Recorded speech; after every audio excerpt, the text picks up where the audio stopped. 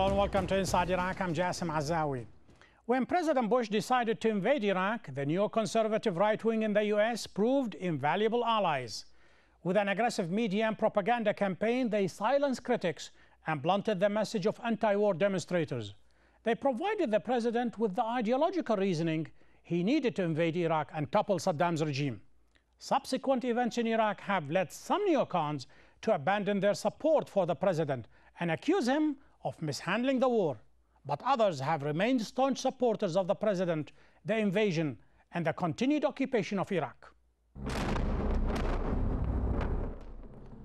In 2003, American forces rolled into Baghdad to topple the regime of Saddam Hussein. The neoconservatives in Washington were the architects of the war. They persuaded George Bush of the importance of invading Iraq, unseating Saddam, and transforming the country into a beacon of democracy in the Middle East. The neocons laid the ideological groundwork for the war. They argued Saddam's regime should be toppled on human rights grounds. They claimed the US was duty-bound to remove tyrants regardless of international law. They insisted that the impact of the war would inspire Arabs throughout the region to marginalize extremists. These sorts of arguments gave President Bush the ammunition he needed to silence his critics. They're striving to build a modern democracy on the rubble of 3 decades of tyranny in a region of the world that has been hostile to freedom. I think actually the neoconservatives will try to paint a withdrawal of troops from Iraq perhaps as a victory, depending on the conditions of that withdrawal. If American troops withdraw from Iraq, and Iraq remains a stable U.S. ally, if Iraq grows and prospers at the time of withdrawal, the neocons will say, look, we went in, we did our work, it was hard, it was painful, we spent a lot of money, but we succeeded. On the other hand, if at the time of withdrawal of U.S. troops from Iraq, Iraq is a mess, there's no oil coming out of Iraq, there's killings, there's the lack of stability, then I think it will sort of damage their agenda. But some of the neocons are distancing themselves from the Iraq adventure. Now the financial and human cost of the war has reached such staggering heights. With almost $1 trillion spent and more than 4,000 American troops killed, a group of neocons, including Pentagon advisor Richard Perle, are beginning to criticize President Bush for mismanaging the war. But other neocons remain adamant in their belief that the decision to invade and occupy Iraq was the right thing to do. In this camp falls former US ambassador to the UN, John Bolton. They argue it is too early to pass a judgment on an event that will change the history of the region and destiny of its people. The road to democracy and prosperity in the Middle East must, they say, pass through the gates of Baghdad. To discuss the role of the neocons in the Iraq war, I'm delighted to welcome from Washington, D.C., former U.S. envoy to the United Nations, Ambassador John Bolton. Ambassador, on the eve of the war, did you expect Iraq to unfold and to degenerate into the disaster that we saw over the months and years? Well, I don't think anybody knew exactly what would happen. The first concern, obviously, was the swift defeat of Saddam's military and avoiding what we all feared he might do as his regime fell, like lighting the oil wells on fire, causing massive refugee problems and the like. So I think people were very happy with the swift defeat of the Iraqi military and that there was no humanitarian tragedy. But I don't think anybody in Iraq or in the United States knew exactly what would happen next. I'm surprised you would say that, because the writing was on the wall. Senior military commanders as well as the CIA, let alone think tanks and university professors, they warned the president, they warned the administration not to go into this war in such a haste, and pretty much they criticized the neocons for putting some ideology about this war. It's going to be a cakewalk and we are going to be greeted by flowers. Well, I think many parts of the Iraqi population were happy to be liberated. I think among the Kurds, for example, there'd be near unanimous relief that Saddam Hussein was finally toppled. And I think among the Shiite population in Iraq, that was very substantially the view as well. What I think everybody understood, however, was there were extensive animosities inside Iraq that had built up over decades, if not centuries in some cases, having nothing to do with the American-led invasion. And I don't think anybody could have predicted the direction that was going to turn out.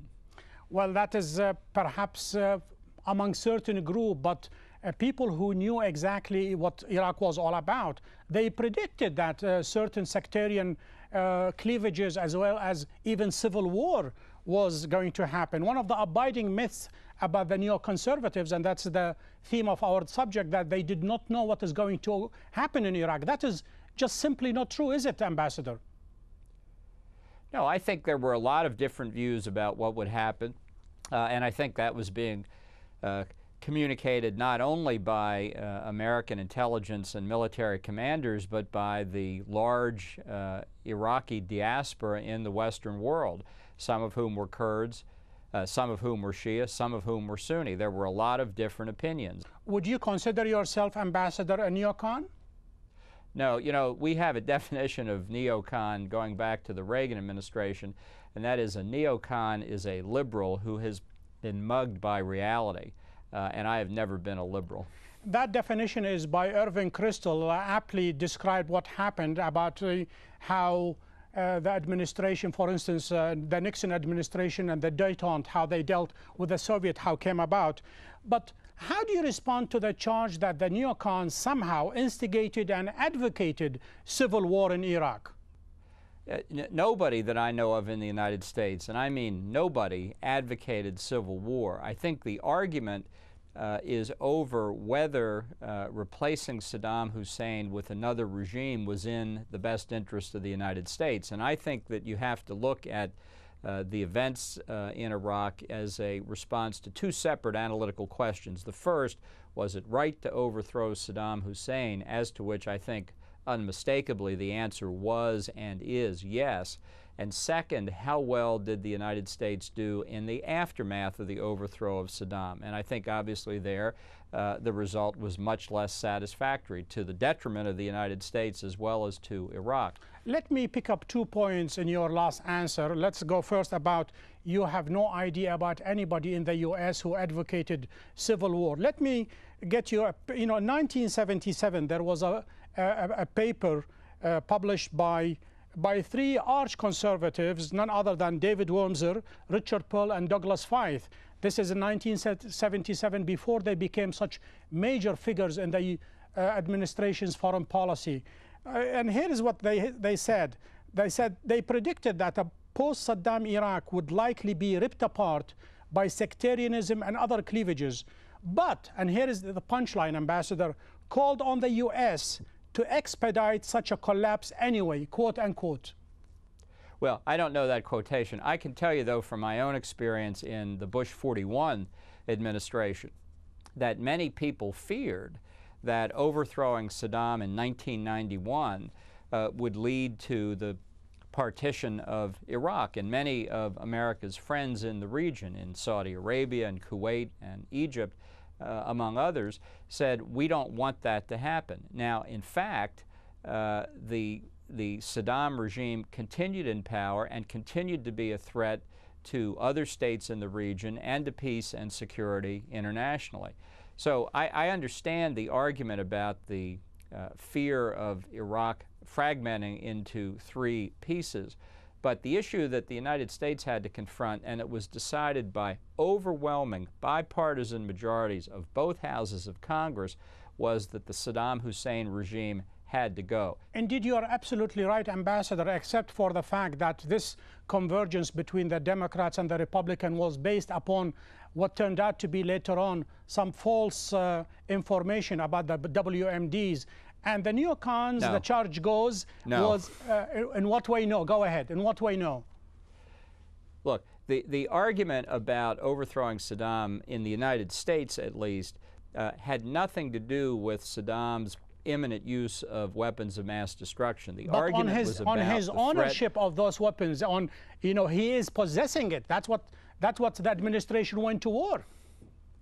No. The threat posed by the regime itself and its propensity to use weapons of mass destruction, as it had used chemical weapons against its own citizens in the Kurdish areas, and as it had used chemical weapons in the war in the 1980s against Iran. And that point, I think, remained true. Had Saddam succeeded in his effort to lift UN sanctions, but then again, Ambassador, here we're going to talk about inspectors. No, let me finish. Intentions and Really. programs rather than reality and possession and hard WMDs on the ground. If you remember what Defense Minister said, he said, we know exactly where they are. They are around Tikrit. Well, I don't think anybody has solved the problem of the chemical weapons that the Iraqi regime itself declared in 1991 as part of its compliance with Resolution 687, the ceasefire resolution. And that, I might say, is a critically important point, because that had nothing whatever, let me stress this, it had nothing whatever to do with faulty intelligence. It had everything to do with the declarations that Iraq itself made. In 1991, Iraq said, we have enormous stores of chemical weapons. Their declaration. During the entire period between 1991 and 2003, the UN tried in many different cases to say to Iraq, show us where the chemical weapons are, or if you say you've destroyed the chemical weapons, show us the records. Show us the facilities where the weapons were destroyed. Let us speak to the scientists who supervised the destruction. And Iraq flatly refused. We'll take a short break now. Stay with us. We'll come back in just a second. They are Monday morning quarterbacks. If the quotes are accurate, that means that they are at war with the advice they gave some time ago. Tony Snow, former White House spokesman.